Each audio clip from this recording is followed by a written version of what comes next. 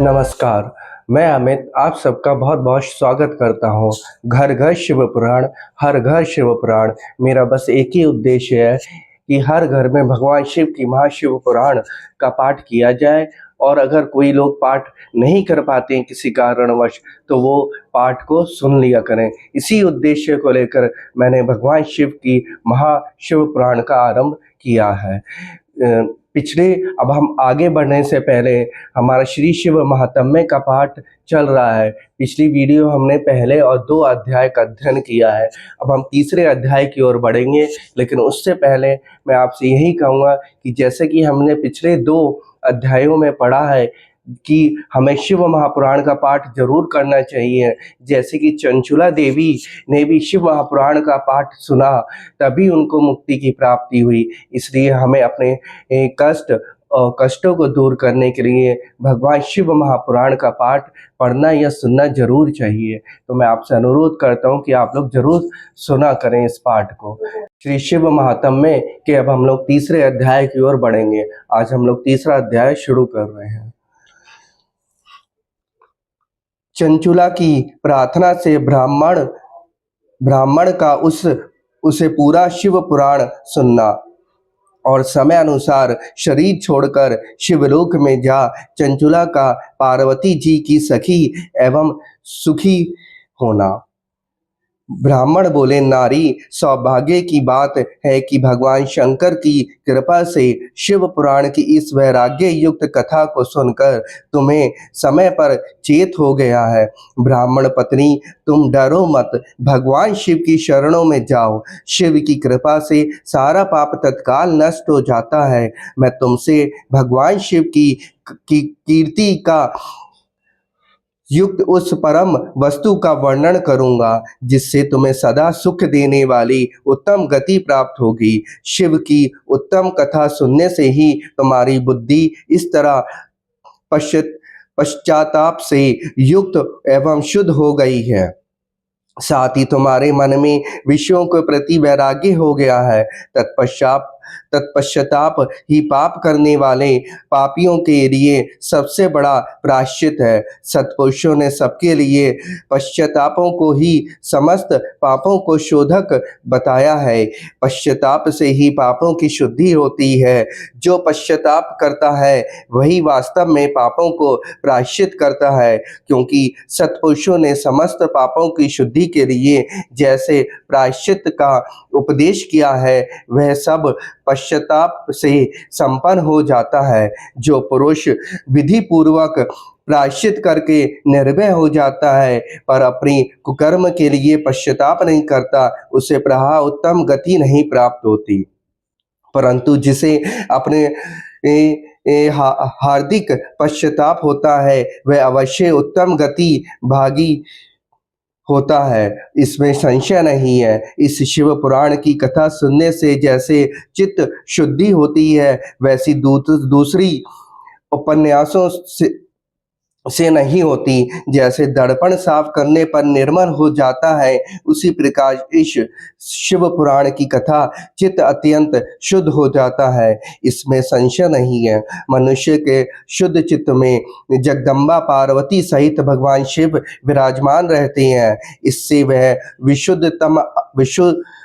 विशुद्धात्मा पुरुष श्री शंभ सदाशिव के पदों को प्राप्त होता है। इस उत्तम कथा का श्रवण समस्त मनुष्यों के लिए कल्याण का बीज है, अतः यथोचित मार्ग से इसकी आराधना अथवा सेवा करनी चाहिए। यह भवबंधन रूपी रोग का नाश करने वाली है। भगवान शिव की कथा को सुनकर फिर अपने हृदय में उसका मन एवं करना चाहिए। इससे पूर्णतः चित्त शुद्धि हो जाती है। चित्त शुद्धि होने से महेश्वर की भक्ति अपने दोनों पुत्रों ज्ञान और वैराग्य के साथ निश्चय ही प्रकट होती है। तत्पश्चात महेश्वर के अनुग्रह से दिव्य मुक्ति प्राप्त होती है, इसमें संशय नहीं है। जो मुक्ति से वंचित है उसे पशु समझना चाहिए, क्योंकि उसका चित्त माया के बंधन में आसक्त है वह निश्चय ही संसार बंधन से मुक्त नहीं हो पाता। ब्राह्मण पत्नी, इसलिए तुम विषयों से मन को हटा लो और भक्ति भाव से भगवान शंकर की इस परम पावन कथा को सुनो। परमात्मा शंकर की इस कथा को सुनने से तुम्हारे चित्त की शुद्धि होगी और इससे तुम्हें मोक्ष की प्राप्ति होगी। जो निर्मल चित्त से भगवान शिव की चरणारविंदों को चिंतन करता है उसका एक ही जन्म में मुक्ति हो जाती है। यह मैं तुमसे सत्य सत्य कहता हूँ। सूत जी कहते हैं, शौनक, इतना कहकर वे श्रेष्ठ शिव भक्त ब्राह्मण चुप हो गए। उनका हृदय करुणा से आर्द्र हो गया था। वे शुद्ध चित्त महात्मा भगवान शिव के ध्यान में मग्न हो गए। तदंतर बिंदुक की पत्नी चंचुला मन ही मन प्रसन्न हो उठी। ब्राह्मण का उक्त उपदेश सुनकर उसके नेत्रों में आनंद के आंसू छलक आए थे। वह ब्राह्मण पत्नी चंचुला हर्ष भरे हृदय से उन्हें श्रेष्ठ ब्राह्मण के दोनों चरणों में गिर पड़ी और हाथ जोड़कर बोली, मैं कृतार्थ हो गई। तत्पश्चात उठकर वैराग्य युक्त उत्तम बुद्धि वाली वह स्त्री जो अपने पापों के कारण आतंकित थी, उस महान शिव भक्त ब्राह्मण से हाथ जोड़कर गदगद वाणी में बोली। चंचुला कहा बहन चंचुला ने कहा, ब्राह्मण, शिव भक्तों में श्रेष्ठ स्वामी आप धन्य हैं, परमार्थ दर्शी हैं और सदा परोपकार में लगे रहते हैं, इसलिए श्रेष्ठ साधु पुरुषों में प्रशंसा को योग्य है। साधु, मैं नरक के समुद्र में गिर रही हूँ, आप मेरा उद्धार कीजिए, उद्धार कीजिए। पौराणिक अर्थ तत्व से संपन्न जिस सुंदर शिव पुराण की कथा को सुनकर मेरे मन में संपूर्ण विषयों से वैराग्य उत्पन्न हो गया। इसी शिव पुराण को सुनने के लिए इस समय मेरे मन में बड़ी श्रद्धा हो रही है। सूत जी कहते हैं, ऐसा कहकर हाथ जोड़कर उनका अनुग्रह पाकर चंचुला इस शिव पुराण की कथा को सुनने की इच्छा मन में लिए उन ब्राह्मण देवता की सेवा में तत्पर वहां रहने लगी। तदंतर शिव भक्तों में श्रेष्ठ और शुद्ध बुद्धि वाले उन ब्राह्मण देव ने उसी स्थान पर उस स्त्री को शिव पुराण की उत्तम कथा सुनाई।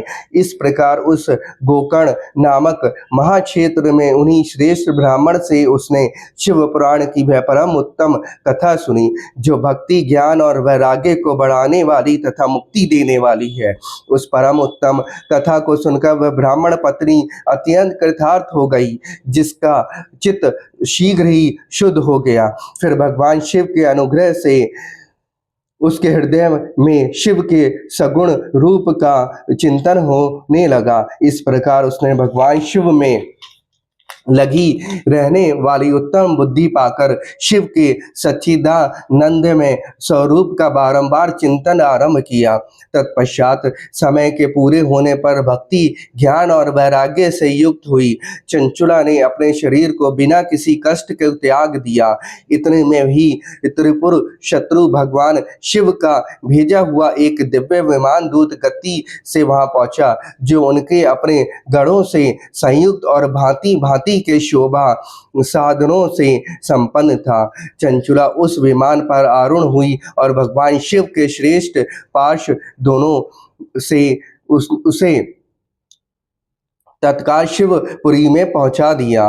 उनके सारे मल धुल गए थे, वह दिव्य रूप धारिणी दिवांगना हो गई थी। उसके दिव्य अव्यय उसकी शोभा बढ़ाते थे। मस्तक पर आद्य चंद्र का मुकुट धारण किए वह गौरंगी देवी शोभाशाली दिव्य आभूषणों से विभूषित थी। शिवपुरी में पहुंचकर उसने सनातन देवता त्रिनेत्रधारी महादेव जी को देखा। सभी मुख्य देवता उनकी सेवा में खड़े थे। गणेश, भृंगी, नंदीश्वर तथा वीरभद्रेश्वर आदि उनकी सेवा में उत्तम भक्ति भाव से उपस्थित थे। उनकी अंग कांति करोड़ों सूर्य के समान प्रकाशित हो रही थी। कंठ में नील शोभा पाता था। 5 मुख और प्रत्येक मुख में 3-3 नेत्र थे। मस्तक पर अर्धचंद्राकार मुकुट शोभा देता था। उन्होंने अपने वामंग भाग में गौरी देवी को बिठा रखा था, जो विद्युत पुंज के समान प्रकाशित थी। गौरीपति महादेव जी की कांति कर कपूर के समान गौर थी। उनका सारा शरीर श्वेत भस्म से भासित था। शरीर पर श्वेत वस्त्र शोभा पा रहे थे। इस प्रकार परम उज्ज्वल भगवान शंकर का दर्शन करके वह ब्राह्मण पत्नी चंचुला बहुत प्रसन्न हुई। अत्यंत प्रतियुक्त होकर उसने बड़ी उतावली के साथ भगवान को बारंबार प्रणाम किया। फिर हाथ जोड़कर वह बड़े प्रेम, आनंद और संतोष से युक्त हो विनती भाव से खड़ी हो गईं। उनके नेत्रों से आनंदाश्रुओं का अविरल धारा बहने लगी और संपूर्ण शरीर में रोमांच हो गया। उस समय भगवती पार्वती और भगवान शंकर ने उसे बड़ी करुणा के साथ अपने पास बुलाया और सौम्य दृष्टि से उसकी ओर देखा। पार्वती जी ने जो दिव्य रूप धारिणी बिंदुक प्रिया चंचुला को प्रेम पूर्वक अपनी सखी बना लिया, वह उस समय परमानंद धन ज्योतिष रूप सनातन धाम में अविचल निवास पाकर दिव्य शौक से संपन्न हो अक्षय सुख का अनुभव करने लगी। बोलो हर हर हर महादेव। हमारा तीसरा अध्याय यहाँ विराम लेता है। जैसे कि आप लोगों ने देखा कि भगवान शिव चंचुला को अपने पास ही बुला लेते हैं और चंचुला के पुण्य उन्होंने जो शिव महापुराण सुनी थी उसका फल उन्हें इतना मिला कि वह भगवान शिव के धाम ही चली गई। अब हम चौथे अध्याय की ओर बढ़ते हैं। शिव महात्म्य के चौथे अध्याय।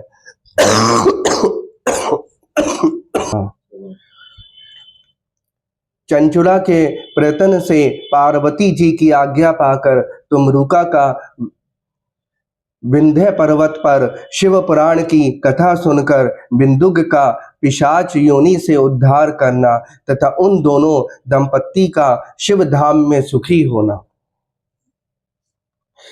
सूत जी बोले, शौनक, एक दिन परमानंद में निमग्न हुई चंचुला ने उमा देवी के पास जाकर प्रणाम किया और दोनों हाथ जोड़कर वे उनकी स्तुति करने लगी। चंचुला बोली, गिरिराज नंदिनी स्कंद माता, उसे मनुष्यों ने सदा आपका सेवन किया है। समस्त सुखों की देने वाली शंभु प्रिय आप ब्रह्मा स्वरूपिणी है। विष्णु और ब्रह्मा आदि देवताओं द्वारा सेव्य हैं। आप ही सगुणा और निर्गुणा है तथा आप ही सूक्ष्म सच्चिदानंद स्वरूपिणी आधा प्रकृति है।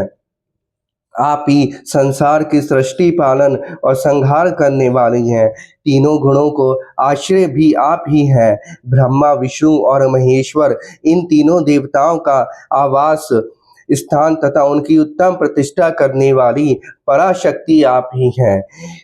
सूत जी कहते हैं, शौनक, जिसे सदगति प्राप्त हो चुकी थी वह चंचुला इस प्रकार महेश्वर पत्नी उमा की स्तुति करके सिर पर सिर झुकाए चुप हो गई। उसके नेत्रों में प्रेम के आंसू उमड़ गए थे। तब करुणा से भरी हुई शंकर प्रिय भक्त वत्सला पार्वती देवी ने चंचुला को संबोधित करके बड़े प्रेम से इस प्रकार का। पार्वती बोली, सखी चंचुले सुंदरी, मैं तुम्हारी की हुई इस स्तुति से बहुत प्रसन्न हुई। बोलो, क्या वर मांगती हो? तुम्हारे लिए मुझ कुछ भी अदे नहीं है। चंचुला बोली, निष्पाप गिरिराज कुमारी, मेरे पति बिंदुक इस समय कहाँ है? उनकी कैसी गति हुई है यह मैं नहीं जानती। कल्याणमयी दीन वत्सल्य, मैं अपने उन पतिदेव से जिस प्रकार संयुक्त हो सकूं वैसे ही उपाय कीजिए। महेश्वरी महादेवी, मेरे पति एक शूद्र जातीय वैश्य के प्रति आसक्त थे और पापों से ही डूबे रहते थे। उनकी मुक्ति मुझसे पहले ही हो गई थी। न जाने वे किस गति को प्राप्त हुए। गिरिजा बोली, बेटी तुम्हारा बिंदुक नाम वाला पति बड़ा पापी था। उसका अंत कारण बड़ा ही दूषित था। वैश्या के उपभोग करने वाला वह महामूढ़ मरने के बाद नरक में पड़ा। अगणित वर्षों तक नरक में नाना प्रकार के दुख भोगकर वह पापात्मा अपने शेष पापों को भोगने के लिए विंध्या पर्वत पर पिशाच बना हुआ है। इस समय वह पिशाच अवस्था में ही है और नाना प्रकार के क्लेश उठा रहा है। वह दुष्ट ही वहीं आ पीकर वायु पीकर रहता है, सदा सब प्रकार के कष्ट सहता है। सूत जी कहते हैं, शौनक, गौरी देव की यह बात सुनकर उत्तम व्रत का पालन करने वाली चंचुला उस समय पति के महान दुख से दुखी हो गई। फिर उन मन को स्थिर करने के लिए वह ब्राह्मण पत्नी व्यथित हृदय से महेश्वरी को प्रणाम करके पुनः पूछा। चंचुला बोली, महेश्वरी, महादेव की मुझ पर कृपा कीजिए और दूषित कर्म करने वाले मेरे उस दुष्ट पति का अब उद्धार कर दीजिए। देवी बुद्धि वाले मेरे उस पापात्मा को पति को उस उपाय से उत्तम गति प्राप्त हो सकती है, ये शीघ्र बताइए। आपको नमस्कार है। पार्वती ने कहा, तुम्हारे पति यदि शिव पुराण की पुण्यमयी उत्तम कथा सुने तो सारा दुर्गति को पार करके वे उत्तम गति का भागी हो सकता है। अमृत के समान मधुर अक्षरों से युक्त गौरी देव की यह वचन आदर पूर्वक सुनकर चंचुला ने हाथ जोड़कर मस्तक झुकाकर उन्हें बारंबार प्रणाम किया और अपने पति के समस्त पापों को शुद्धि तथा उत्तम गति की प्राप्ति के लिए पार्वती देवी से यह प्रार्थना की कि मेरे पति को शिव महापुराण सुनने की व्यवस्था होनी चाहिए। और ब्राह्मण पत्नी बारंबार प्रार्थना करने पर शिव प्रिय गौरी देव की बड़ी दया आई। उन भक्त वत्सल महेश्वरी गिरिजाज कुमारी ने भगवान शिव की उत्तम कीर्ति का गान करने वाली गंधर्वराज तुमरुका को बुलाकर उनसे प्रसन्नता पूर्वक इस प्रकार कहा, तुम्हारी भगवान शिव में प्रीति है। तुम मेरे मन की बातों को जानकर मेरे अभिष्ट कार्यों को सिद्ध करने वाले हो, इसलिए मैं तुमसे एक बात कहती हूँ, तुम्हारा कल्याण हो। तुम मेरी इस सखी के साथ शीघ्र ही विंध्या पर्वत पर जाओ। वहाँ एक महाघोर और भयंकर पिशाच रहता है। उसका वृतांत तुम आरंभ से ही सुनो। मैं तुमसे प्रसन्नता पूर्वक सब कुछ बताती हूँ। पूर्व जन्म में वह पिशाच बिंदुक नामक ब्राह्मण था। मेरी इस सखी चंचुला का पति था, परंतु वह दुष्ट वैश्यगामी हो गया। स्नान संध्या आदि नित्य कर्म छोड़कर अपवित्र रहने लगा। क्रोध के कारण उसकी बुद्धि पर मूर्छा छा गई थी। वह कर्तव्य का विवेक नहीं कर पाता था। सज्जनों से द्वेष और दूषित वस्तुओं का दान लेना यही उसका स्वाभाविक कर्म न बन गया था।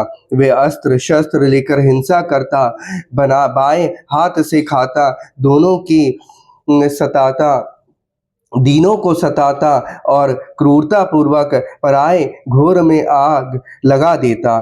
चंडालों से प्रेम करता और प्रतिदिन वैश्य के संपर्क में रहता था। बड़ा दुष्ट था। वह पापी अपनी पत्नी का परित्याग करके दुष्टों को संग में ही आनंद मानता था। वह मृत्यु उपरांत दुराचार में ही फंसा रहा। फिर अंत काल आने पर उसकी मृत्यु हो गई और पापियों के भोग स्थान घोर यमपुर में गया और वहाँ बहुत से नरकों में उपभोग करके वह दुष्ट आत्मा जीव इस समय विंध्या पर्वत पर पिशाच बना हुआ है। वहीं वह दुष्ट पिशाच अपने पापों का फल भोग रहा है। तुम उसके आगे यत्न पूर्वक शिव पुराण की उस दिव्य कथा का प्रवचन करो, जो परम पुण्यमयी तथा समस्त पापों का नाश करने वाली है। शिव पुराण की कथा का श्रवण सबसे उत्कृष्ट पुण्य कर्म है। उससे उसका हृदय शीघ्र ही समस्त पापों से शुद्ध हो जाएगा और वह प्रेत योनि को परित्याग कर देगा। उस दुर्गति मुक्त होने पर बिंदुक नामक पिशाच को मेरी आज्ञा से विमान पर बिठाकर तुम भगवान शिव के समीप ले आओ। सूत जी कहते हैं, शौनक महेश्वरी उमा के इस प्रकार आदेश देने पर गंधर्वराज तुमरू मन ही मन बड़े प्रसन्न हुए। उन्होंने अपने भाग्य की सराहना की। तत्पश्चात उस पिशाच की सती साध्वी पत्नी चंचुला के साथ विमान पर बैठकर नारद के प्रिय मित्र तुमरू वेग पूर्वक विंध्याचल पर्वत पर गए, जहाँ वह पिशाच रहता था। वहां उन्होंने उस पिशाच को देखा।